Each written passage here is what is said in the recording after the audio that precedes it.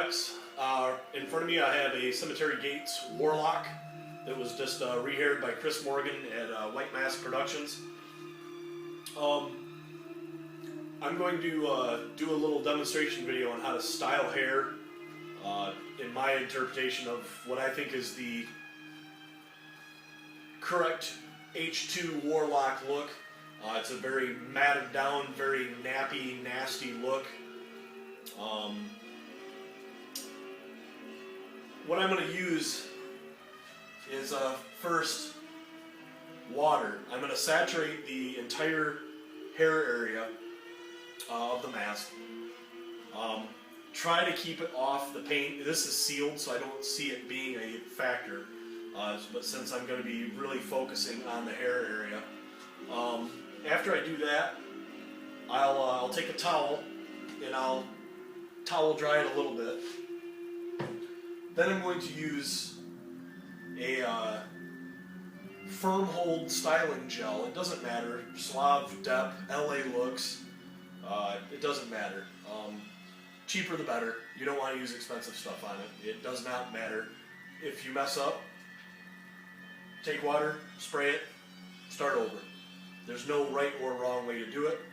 In fact, there's probably a lot of people think that this is the wrong way, but it's my mask and I'll do whatever I want. And people have been liking how that's how my Trick or Treat Studios mask turned out. When that's all done, and you'll need a hair dryer also. It's depending on the humidity that you're working in. It's good to kind of get it dry, and then I just like to take some hairspray. And when I'm working in the areas, and I'll show it in a step-by-step process. I'll start to get it really matted when the gel starts to cure. And then once you do that, you can start hitting it with hairspray in spots and just using your fingertips, just kind of working it in.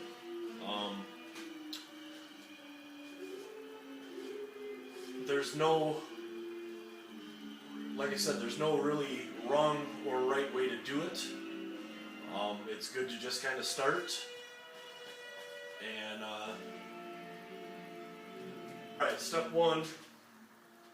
We're going to start saturating the mask. What I've got this propped on, it's nice to be able to have both hands free and not have it sitting on something where it's going to be wobbling around. I've got a boom cymbal stand. It helps being a drummer and always having hardware laying around for stuff. Like I said, I'm just going to start, kind of back here, and I'm just going to saturate the entire area. You can use your other hand, your free hand, to kind of lift and get under. And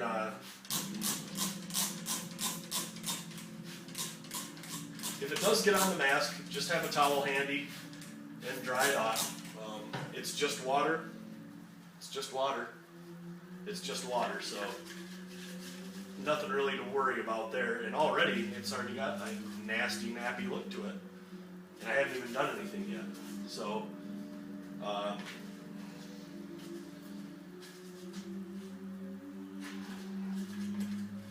yeah, get under there. Just keep towel drying it so it's damp. You don't really want to start working the gel in when it's completely saturated and wet. Secure the Velcro in the back.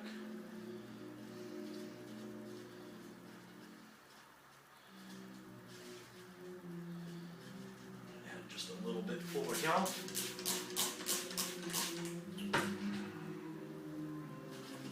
I was getting a lot of emails asking what I used, what product I used, and I figured, what the hell, I just got this mask done. It's actually going to a very dear friend of mine.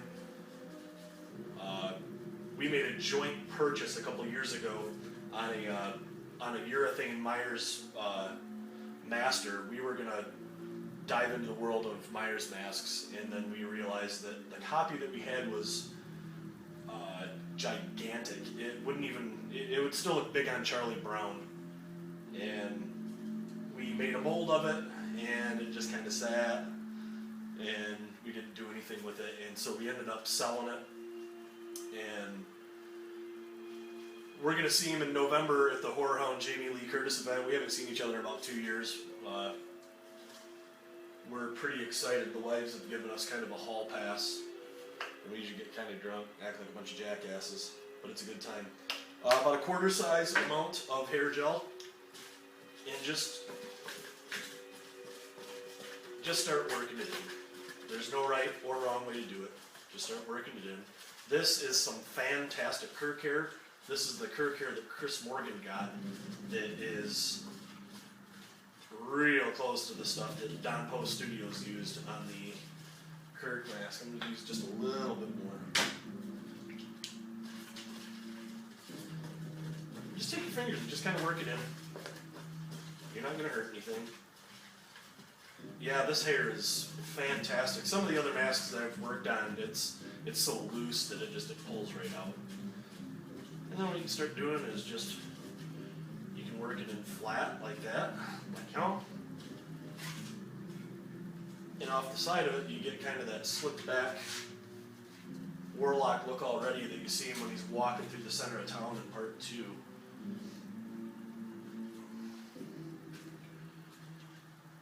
And I kind of like to take my fingers and just kind of twirl, just like, you used to sit in class and twirl your hair if you were a girl. I think dudes did that. I'm not sure. I didn't. I never had long hair. Anyway. Just kind of pull it in little naps and tufts. There's keep kind of.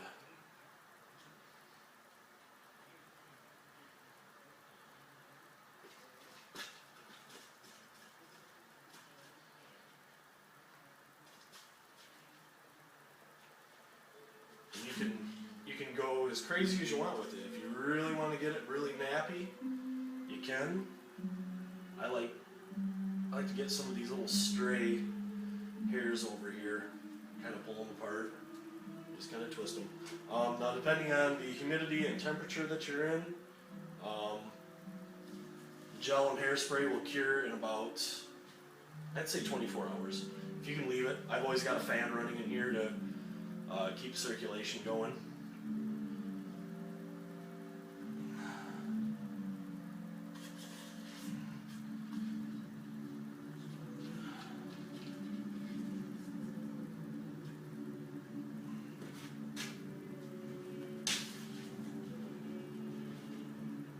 Just kind of get it on the sides a little bit like that. And then you take your hairspray. Try to keep it off the mask. Kind of hit the back. Don't be shy.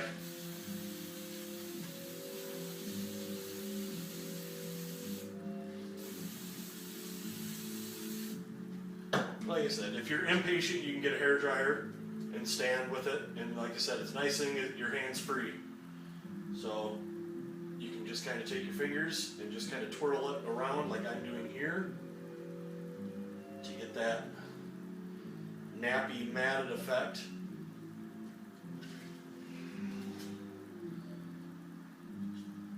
The Trick or Treat Studios masks that came out, like I said, I'd done a video of where I had kind of altered it and just kind of styled the hair a little more, and I'm essentially doing the same thing, but with the Warlock mask. Like I said, it was pretty heavily matted and worn down. There we go.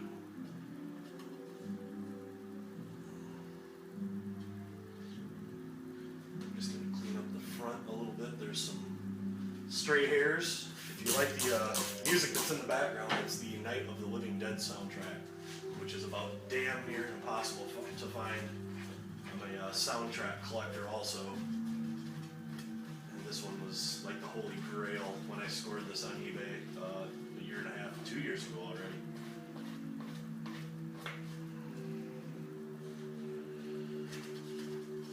And this mask is pretty heavily yellowed. I'm going to say this is probably one of the first runs that Terry did on the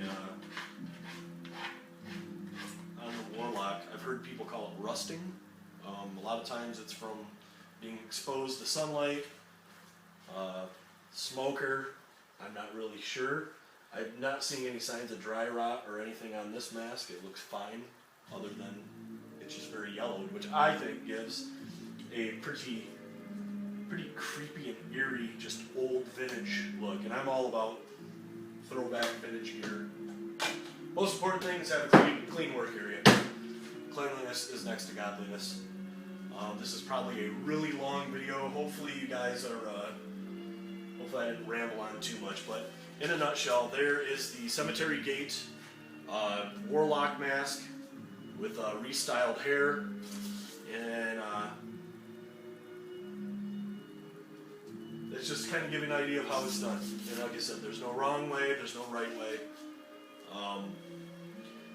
I would experiment on a lesser inexpensive mask first that maybe have some, that may have hair on it, maybe a wig, something that you can find at a thrift store, instead of trying to do it on a $200 or $300 mask. But anyway, that's it in a nutshell. Any questions, again, you can leave a comment on there, or you can email me at dirtknap.inc@gmail.com.